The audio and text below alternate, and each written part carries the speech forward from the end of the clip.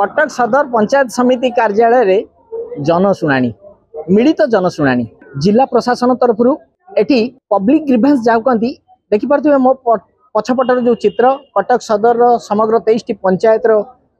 अधिवासी माने सेमानकर निज निजर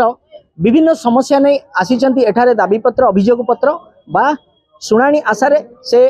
निजर ग्रीवेंस नहीं आसीचंती महिला आसीचंती वृद्ध आसीचंती एवं युवक आसीचंती निज गाँव कौटी जमी माफिया माने ताकू कबलित करिचंती तार समस्या नहीं कि आछंती आउ कौटी निजर आवास योजना रे घर खंडिया पाए पे नुआ डबल इंजिन सरकार ऊपर आस्था रखी से आसीचंती जनशुणाणी रे भागीदार हेबा पे दर्शक बंधु किंतु या मध्य एक रोचक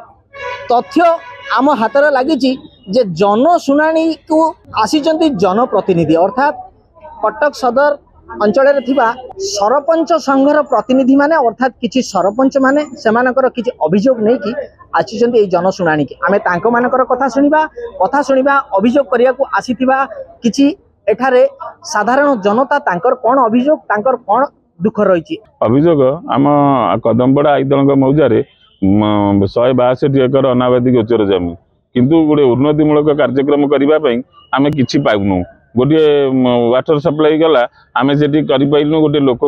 किणिकी करने को पड़ा एवं आम गाँव को सस्मान गोटे जाइए पंचायत तरफ दिखाई आम जगह ना बोली करूँ एवं अंगनवाड़ी घर ब्लॉक तरफ पैसा देती जगह ना हेतु करूँ किंतु कागज कलम 162 एकर अनाबादी गोचर अच्छी से बाबद आम आज जिलापाल को अभियोग करने आसलु जे आम गाँव जो उन्नतिमूलक कार्यक्रम जो भाव में हम से जमी गुड़ाक उद्धार करके उन्नतिमूलक कार्यक्रम लगे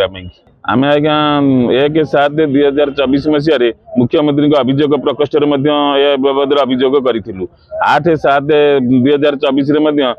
ओडिशार मुख्यमंत्री श्रीयुक्त मोहन चरण माझी निजे कहले ऑल ओडिशा जेते अनाबादी गोचर अच्छी सब उद्धार करा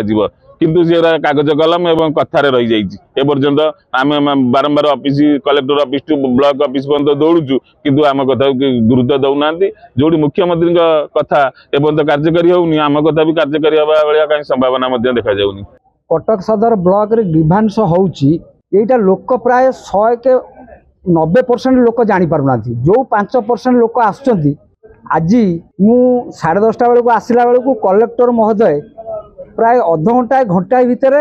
एठू जनशुणाणी सारी पड़े गले लोक माने जो भरोसा आसीथिले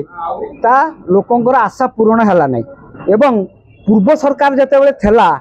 हमर चोइन सार थेले मु सारू कहिथली सारे ये जो ग्रीवेंस होउची साधारण लोक जानी पारुनांती ना बाहर नगारे ट्रेन दुर्घटना होइतला एथर हेले माइक प्रचार हबो कि लोक जानिबे किंतु से पूर्व सरकार गला वर्तमान सरकार भी सेया होउची मु आम कटक सदर माननीय विधायक महोदय को अनुरोध करुच्ची कटक सदर जो लोक मैंने आज भरोसा निर्वाचित करिसेंती मु तांको अनुरोध करी कटक सदर ब्लॉक तहसिल ऑफिस रे जेते बेले कलेक्टर ग्रीवेंस हेबे तांको से परामर्श दिंतु कि अनुमति दिंतु किंतु से टाइमली रहिबे 4-5 घंटा रहिबे लोक मानकर जनशुणाणी की पूर्ण करिक जिबे। गत पंचायत समिति बैठक रे सर्वसम्मति क्रमे डेवलपमेंट काम उपर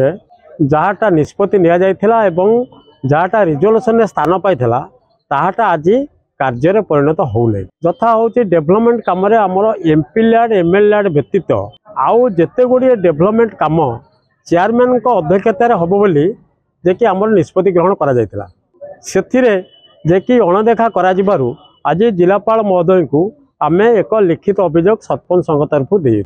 नहीं आमको किसी कहुए नहीं आमर जहाँटा